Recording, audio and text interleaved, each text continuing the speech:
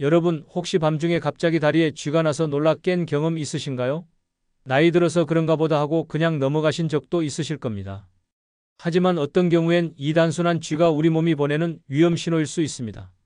오늘은 다리에 쥐가 나는 이유와 놓치면 안 되는 증상, 그리고 집에서 바로 쓸 수 있는 응급처치와 예방법까지 차근히 알려드리겠습니다. 작은 변화가 큰 건강을 지켜줄 수 있습니다. 새벽 2시 갑작스럽게 종아리를 찌르는 듯한 통증에 잠에서 깨어본 경험 혹시 있으신가요? 이 고통은 정말 겪어본 분만이 알 수 있는 괴로움입니다. 많은 분들이 그냥 경련일 뿐이라고 생각하고 넘어가십니다. 그런데 때로는 이런 증상이 우리 몸 깊숙한 곳에서 벌어지고 있는 심각한 문제의 신호일 수 있다는 사실을 아셨나요? 우리가 흔히 쥐라고 부르는 근육경련은 대부분 일시적인 현상입니다. 하지만 문제는 이 증상 뒤에 숨어 있을 수 있는 더 큰 위험들입니다. 혈관 속에 혈전이 생겨서 혈액순환에 문제가 생겼을 때도 다리에 쥐와 비슷한 증상이 나타날 수 있거든요. 만약 이런 혈전을 놓치고 지나간다면 폐색전증처럼 생명을 위협하는 상황으로까지 이어질 수 있습니다. 그래서 저는 항상 말씀드립니다. 단순한 증상이라고 치부하지 마시라고요. 특히 한쪽 다리에만 반복적으로 쥐가 나거나 붓기가 함께 나타나거나 통증이 며칠째 지속된다면 더욱 주의 깊게 살펴봐야 합니다. 실제로 제가 만났던 74세 박영자님의 이야기를 들려드릴게요. 그분은 평소 건강하신 편이셨는데 어느 날부터 오른쪽 종아리에만 유독 쥐가 자주 났습니다. 처음엔 나이 탓인가 싶어 그냥 넘기셨죠. 그런데 3일째 되는 날 오른쪽 다리가 왼쪽보다 눈에 띄게 부어오르기 시작했습니다. 가족들이 걱정해서 병원에 가자고 했지만 그분은 별일 아닐 거라며 미루셨어요. 그런데 4일째 되던 날 아침 일어나려고 하는데 오른쪽 종아리가 바위처럼 단단해져 있었습니다. 만져보니 열감까지 느껴졌죠. 이상하다 싶어 결국 응급실을 찾으셨는데 검사 결과 깊은 정맥에 혈전이 생긴 상태였습니다. 의료진은 다행히 초기에 발견돼서 치료할 수 있다고 하셨어요. 그분은 즉시 혈전용의 치료를 받으셨습니다. 처음 며칠은 침상에서 안정을 취하며 약물 치료를 받으셨고 일주일 후부터는 조금씩 걸을 수 있게 되셨어요. 2주 후 퇴원하실 때는 다리 붓기도 많이 줄어들었고 그 무서웠던 쥐도 거의 사라졌습니다. 3개월간 혈액 희석제를 복용하신 후 완전히 회복하셨죠? 만약 그분이 계속 참고 넘어가셨다면 어떻게 되었을까요? 혈전이 더 커져서 폐로 이동했을 수도 있고 그렇게 되면 생명이 위험한 상황이 올 수도 있었겠죠. 하지만 가족들의 권유로 병원을 찾으셔서 큰 위험을 피할 수 있었습니다. 이처럼 다리 쥐는 단순히 지나가기를 기다릴 일이 아닙니다. 특히 반복되거나 한쪽에만 계속 나타나거나 다른 증상과 함께 온다면 반드시 의료진의 진료를 받아야 해요. 우리 몸이 보내는 신호를 놓치지 마세요. 그러면 어떤 경우에 병원을 가야 할까요? 먼저 한쪽 다리에만 쥐가 나면서 붓기가 함께 있고 통증이 지속된다면 그날 바로 병원에 가시길 바랍니다. 또한 언제부터 어떤 증상이 시작되었는지 간단하게라도 메모해 두시면 진료받을 때 큰 도움이 됩니다. 의사 선생님께서 정확한 진단을 내리는데 필요한 중요한 정보거든요. 많은 분들이 다리에 쥐가 나면 그냥 나이 탓이라고 하십니다. 맞는 말이기도 해요. 나이가 들면서 근육량도 줄어들고 혈액순환도 예전만 못하니까요. 하지만 원인은 훨씬 더 구체적이고 다양합니다. 그리고 다행히도 우리가 생활 속에서 조정할 수 있는 부분들이 많아요. 먼저 갑작스러운 운동량 증가가 큰 원인 중 하나입니다. 평소 운동을 안 하다가 갑자기 많이 움직이거나 오랫동안 걷거나 서 있으면 근육이 피로해져서 쥐가 날 수 있어요. 또 반대로 너무 오래 앉아 있거나 누워 있어도 혈액순환이 나빠져서 문제가 생깁니다. 수분과 전해질 부족도 중요한 원인입니다. 우리 몸의 근육이 제대로 수축하고 이완하려면 나트륨, 칼륨, 마그네슘, 칼슘 같은 전해질이 균형을 이루어야 해요. 물을 충분히 마시지 않거나 땀을 많이 흘렸는데 보충을 안 하면 이 균형이 깨집니다. 혈액순환 문제도 빼놓을 수 없습니다. 당뇨병이나 말초혈관 질환이 있으면 다리로 가는 혈류가 부족해져서 쥐가 자주 날 수 있어요. 또 일부 약물들도 부작용으로 근육경련을 일으킬 수 있습니다. 그리고 많은 분들이 놓치시는 게 수면 자세예요. 발을 아래로 쭉 뻗고 자거나 담요가 무거워서 발을 누르고 있으면 혈액순환이 나빠져서 새벽에 쥐가 날 수 있습니다. 실제로 제가 만났던 69세 이명자님의 경우를 말씀드릴게요. 그분은 평소 물을 거의 드시지 않는 분이셨어요. 하루에 차 한 잔, 식사할 때 물 조금 정도가 전부였죠. 그런데 어느 주말 손주가 놀러와서 하루 종일 놀이터에서 뛰어다니며 놀아주셨습니다. 5월의 따뜻한 날씨에 3시간 넘게 그네도 밀어주고 미끄럼틀도 함께 타고 정말 열심히 놀아주셨어요. 집에 돌아와서는 저녁 준비하느라 바쁘셨고 물 마실 생각도 못 하셨죠. 그날 밤 잠자리에 들었는데 새벽 1시쯤 오른쪽 종아리에 쥐가 났습니다. 겨우 풀고 다시 잤는데 3시에 또 같은 쪽에 쥐가 났어요. 이번엔 더 심했죠. 5시에 또 한 번, 이번엔 양쪽 다리에 동시에 쥐가 나서 정말 고생하셨습니다. 다음날 걱정이 돼서 보건소에서 상담을 받으셨는데 간호사분이 물 섭취량과 전날 활동량을 물어보셨어요. 이야기를 듣더니 탈수와 전해질 불균형 때문일 가능성이 높다고 하시더라고요. 평소에도 수분 섭취가 부족한데 갑작스럽게 많은 활동을 하면서 땀을 흘렸는데 보충을 안 해서 생긴 문제라고 설명해 주셨어요. 그분은 그날부터 물 마시는 습관을 바꾸기 시작하셨습니다. 아침에 일어나면 미지근한 물 한 컵, 오전 중에 물 한 컵, 점심 후에 또 한 컵 이런 식으로 조금씩 자주 마시도록 하셨어요. 또 마그네슘이 풍부한 견과류도 간식으로 드시기 시작했죠. 처음 며칠은 화장실에 자주 가게 되어서 불편하셨지만 일주일 정도 지나니 몸이 적응되셨어요. 그리고 놀랍게도 그 이후로는 다리 쥐가 거의 사라졌습니다. 가끔 무리한 활동을 한 날에만 살짝 뻐근한 정도였고 예전처럼 심한 쥐는 나지 않았어요. 3개월 후 다시 만났을 때 그분은 이렇게 말씀하셨어요. 물만 제대로 마셔도 이렇게 달라질 줄 몰랐다고, 왜 진작 이런 간단한 걸 몰랐을까 하고 후회된다고 하시더라고요. 손주와 놀아줄 때도 이제는 중간중간 물을 마시고 무리하지 않는 선에서 활동하신다고 했습니다. 이처럼 다리 쥐의 원인을 알고 생활 습관을 점검하면 대부분의 경우 예방하거나 크게 줄일 수 있습니다. 혹시 여러분도 평소 물을 잘 안 마시시는 편은 아닌가요? 그러면 어떻게 실천하면 좋을까요? 낮 동안에는 한 컵씩 자주 마시되 밤에는 조금 줄여서 화장실 때문에 잠을 깨지 않도록 하세요. 새로 처방받은 약이 있다면 복용 후 쥐가 늘어나는지 관찰해 보시고 그런 증상이 있다면 바로 의사 선생님과 상의하시길 바랍니다. 다리에 쥐가 자주 나도 그냥 참고 넘기시는 분들이 정말 많습니다. 특히 우리 어르신들은 참을성이 강하셔서 웬만한 불편함은 그냥 견디려고 하시죠. 하지만 어떤 신호들은 절대 지나쳐서는 안 됩니다. 놓치면 정말 위험한 상황으로 이어질 수 있거든요. 가장 주의해야 할 것은 혈전입니다. 다리 깊은 곳에 정맥에 피떡이 생기는 건데 이걸 깊은 정맥 혈전증이라고 해요. 처음에는 쥐와 비슷한 증상으로 시작될 수 있어서 구분하기가 어렵습니다. 하지만 이 혈전이 떨어져 나가서 폐로 가게 되면 폐색전증이 되고 이는 생명을 위협하는 응급 상황이 됩니다. 또 급성 동맥 폐색이라는 것도 있어요. 동맥이 갑자기 막히면서 다리로 가는 혈류가 차단되는 건데 이때도 심한 통증과 함께 쥐와 비슷한 증상이 나타날 수 있습니다. 시간이 지나면 조직이 괴사될 수 있어서 몇 시간 내에 치료받아야 해요. 신경이 눌리는 경우도 있습니다. 허리 디스크나 척추관 협착증 때문에 신경이 압박을 받으면 다리에 쥐와 비슷한 증상이 나타날 수 있어요.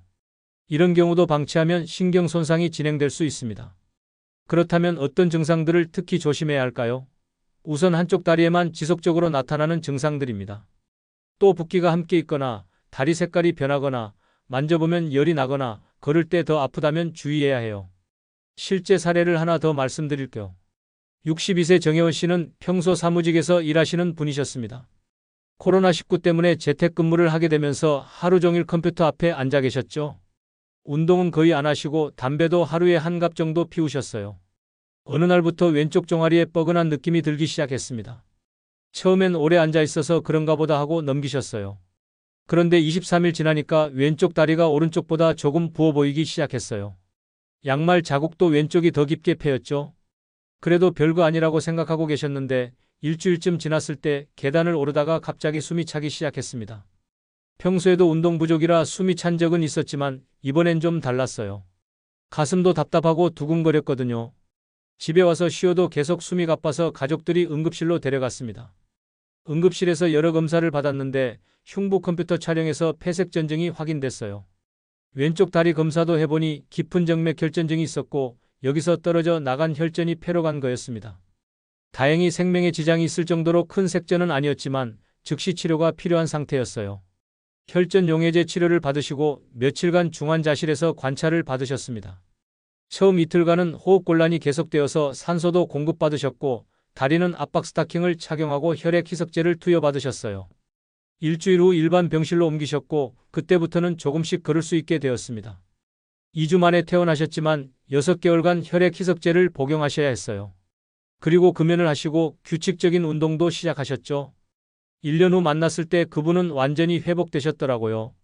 금연도 성공하셨고 매일 30분씩 걷기 운동을 하고 계셨어요. 무엇보다 그때의 경험 때문에 몸의 신호를 무시하지 않게 되셨다고 하더라고요. 만약 그분이 계속 참고 넘어갔다면 어떻게 되었을까요? 더 큰 혈전이 폐로 가서 생명이 위험했을 수도 있어요. 하지만 다행히 가족들이 응급실로 데려가서 큰 위험을 피할 수 있었습니다. 혹시 여러분도 한쪽 다리에만 지속적으로 불편한 증상이 있지는 않으신가요? 특히 부종과 한쪽 다리의 통증이 지속된다면 절대 참지 마시고 즉시 병원을 찾으시길 바랍니다.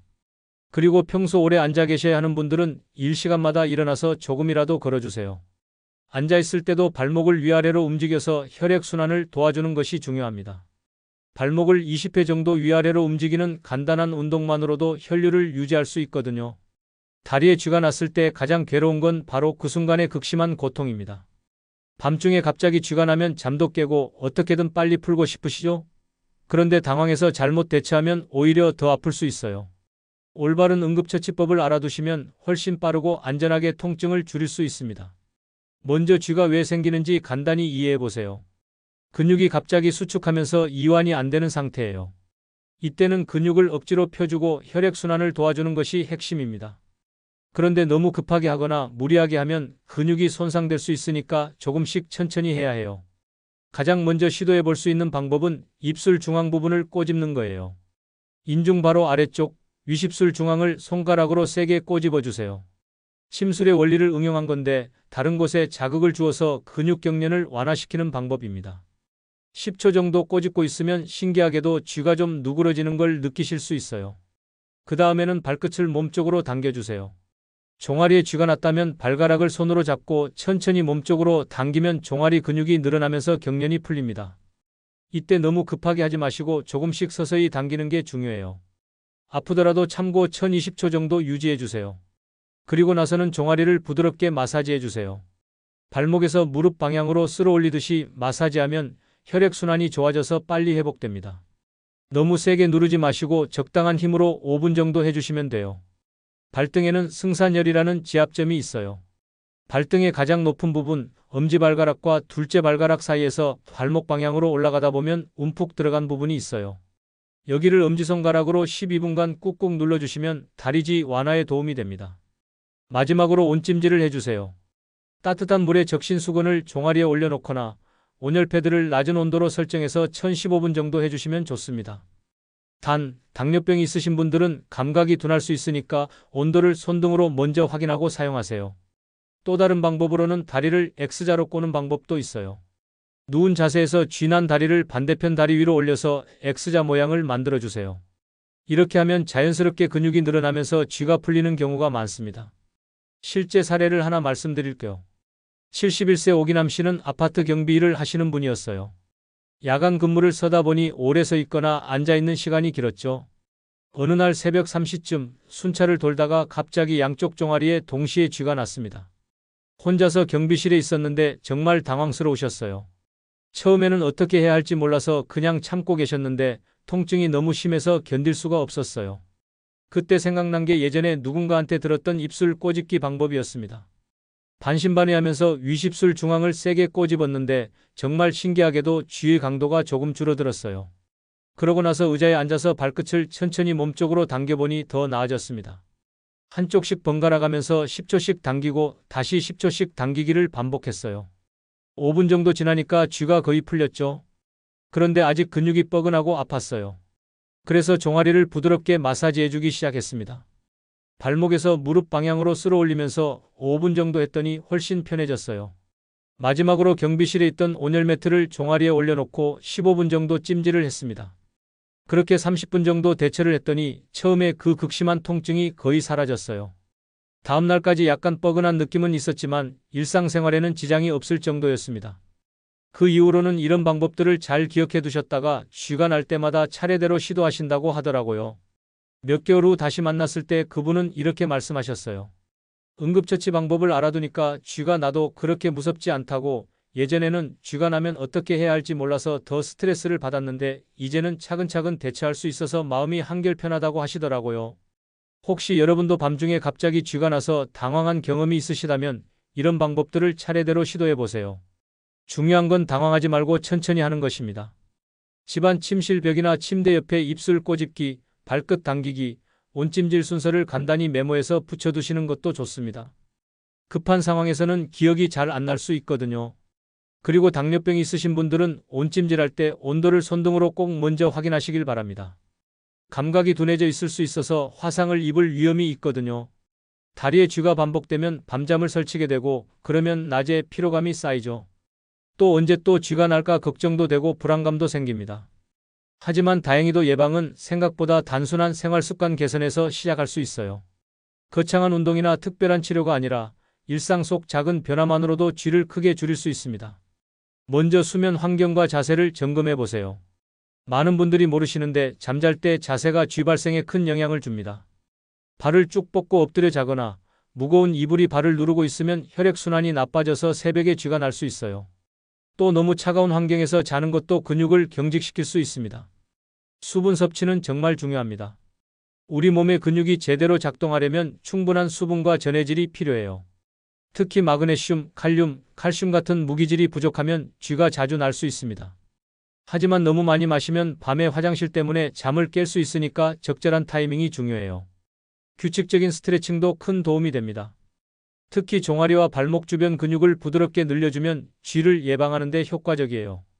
복잡한 동작이 아니라 간단한 스트레칭만으로도 충분합니다. 또 혈액순환을 방해하는 요소들을 제거하는 것도 필요해요. 꽉 조이는 양말이나 옷, 오래 같은 자세로 앉아있기, 흡연, 과도한 음주 등이 모두 혈액순환을 나쁘게 만들 수 있습니다. 복용 중인 약물도 확인해 보셔야 해요. 일부 혈압약이나 이뇨제, 콜레스테롤 약 등이 부작용으로 근육 경련을 일으킬 수 있거든요. 물론 임의로 약을 중단하시면 안 되고 의사 선생님과 상의해서 다른 약으로 바꾸거나 용량을 조절할 수 있는지 확인해 보세요. 실제 사례로 66세 최지연님의 이야기를 들려드릴게요. 그분은 평생 초등학교 선생님으로 일하시다가 은퇴하신 분이었어요. 은퇴 후에는 집에서 독서를 하거나 TV를 보며 시간을 보내는 경우가 많았죠. 그런데 어느 때부터인가 거의 매일 새벽에 다리 쥐로 잠에서 깨게 됐습니다. 처음에는 나이 탓인가 싶어 그냥 참고 지내셨어요. 그런데 한 달 넘게 이런 상황이 계속되니까 너무 피곤하고 스트레스가 쌓였습니다. 낮에도 졸리고 집중력도 떨어지더라고요. 결국 동네 의원에 상담을 받으러 가셨어요. 의사 선생님이 생활 패턴을 자세히 물어보셨는데 몇 가지 문제점이 발견됐습니다. 우선 잠잘 때 습관이 좋지 않았어요. 웅크리고 자는 습관이 있었고 바닥에 얇은 매트리스만 깔고 주무셨거든요. 바닥이 차가워서 다리가 계속 차가운 상태였죠. 또 물을 거의 드시지 않으셨어요. 하루에 커피 한 잔, 식사할 때 국물 조금이 전부였습니다. 운동도 거의 안 하셨고 하루 종일 앉아 계시는 시간이 대부분이었어요. 의사 선생님이 몇 가지를 권해주셨어요. 우선 잠자리 환경을 바꿔보라고 하셨습니다. 발밑에 쿠션을 놓고 다리를 약간 올리고 자거나 아니면 옆으로 누워서 다리 사이에 베개를 끼고 자보라고 하셨어요. 그리고 찬 바닥 대신 침대나 두꺼운 매트리스를 사용하라고 권하셨죠. 수분 섭취도 늘리라고 하셨어요. 하지만 갑자기 많이 마시면 화장실 때문에 힘들 테니까 아침에 일어나서 미지근한 물 한 컵, 오전 중에 물 한 컵, 점심 후에 또 한 컵 이런 식으로 조금씩 자주 마시라고 하셨어요. 저녁 8시 이후에는 물을 줄여서 밤에 화장실 가는 횟수를 줄이라고도 하셨습니다. 그리고 간단한 스트레칭을 가르쳐 주셨어요. 벽에 손을 대고 한쪽 발을 뒤로 빼서 종아리를 늘려주는 동작, 앉아서 발끝을 몸쪽으로 당기는 동작, 발목을 시계 방향과 반시계 방향으로 돌리는 동작 등이었어요. 각각 30초씩 하루에 23번 하라고 하셨습니다. 그분은 그날부터 바로 실천에 옮기셨어요. 우선 침대를 새로 장만하셨고 발밑에 작은 쿠션을 놓고 주무시기 시작했습니다. 물 마시는 것도 알람을 맞춰서 규칙적으로 드셨어요. 스트레칭은 아침에 일어나서 한 번, TV 보실 때 광고 나올 때마다 한 번씩 하셨죠? 처음 일주일은 큰 변화가 없었어요. 여전히 23일에 한 번씩은 쥐가 났습니다. 그런데 2주째부터 조금씩 달라지기 시작했어요. 쥐가 나는 횟수가 줄어들고 나더라도 예전만큼 심하지 않았습니다. 한 달 후에는 일주일에 한 번 정도로 줄었고 2개월 후에는 한 달에 한두 번 정도만 나게 됐어요. 무엇보다 잠을 깊게 주무실 수 있게 되어서 낮에 피로감도 많이 줄어들었습니다. 6개월 후 다시 만났을 때 그분은 완전히 다른 사람 같아 보이셨어요. 얼굴에 활기가 돌고 목소리도 밝아지셨더라고요. 다리 쥐는 거의 사라졌고 가끔 무리한 활동을 한 날에만 살짝 뻐근한 정도라고 하셨어요. 그분이 특히 강조하신 건 작은 습관들의 중요성이었어요.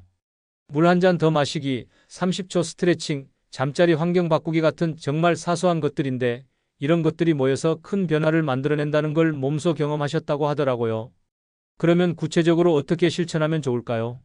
우선 잠자리에 들기 전에 종아리 스트레칭을 30초씩, 발목 돌리기를 20회씩 해보세요. TV를 보실 때도 광고가 나올 때마다 발목을 위아래로 움직여주시면 좋습니다. 족욕도 도움이 됩니다. 일주일에 23번 정도 따뜻한 물에 발을 담그고 1015분 정도 있으시면 혈액순환이 좋아져요. 물 온도는 40도 정도가 적당하고 너무 뜨겁지 않게 주의하세요. 가장 중요한 건 꾸준함입니다. 하루 이틀 해보고 효과가 없다고 포기하지 마시고 최소 한 달은 꾸준히 해보세요. 혹시 지금 다리 쥐 때문에 고생하고 계시다면 이런 간단한 생활 습관 개선부터 시작해 보시는 건 어떨까요? 여러분, 오늘 다리 쥐에 대해 함께 알아봤습니다. 다리의 쥐는 단순한 불편함이 아니라 때로는 우리 몸이 보내는 중요한 신호일 수 있다는 점을 꼭 기억해 주세요. 특히 한쪽 다리에만 반복적으로 나타나거나 붓기와 함께 온다면 절대 놓치지 마시고 병원을 찾으시길 바랍니다. 하지만 대부분의 다리 쥐는 올바른 응급처치와 생활습관 개선으로 충분히 예방하고 관리할 수 있습니다. 입술 꼬집기, 발끝 당기기, 온찜질 같은 응급처치법과 규칙적인 수분 섭취, 간단한 스트레칭, 적절한 잠자리 환경 만들기 같은 예방법을 기억해 두시면 큰 도움이 될 거예요. 건강한 노후는 거창한 것에서 시작되는 게 아닙니다. 오늘 밤 물 한 잔과 5분짜리 스트레칭, 그리고 따뜻한 잠자리 준비하기 같은 작은 실천이 모여서 만들어집니다. 여러분의 건강한 내일을 위해 오늘부터 하나씩 시작해 보시지 않겠습니까? 작은 변화가 큰 건강을 지켜줄 것입니다.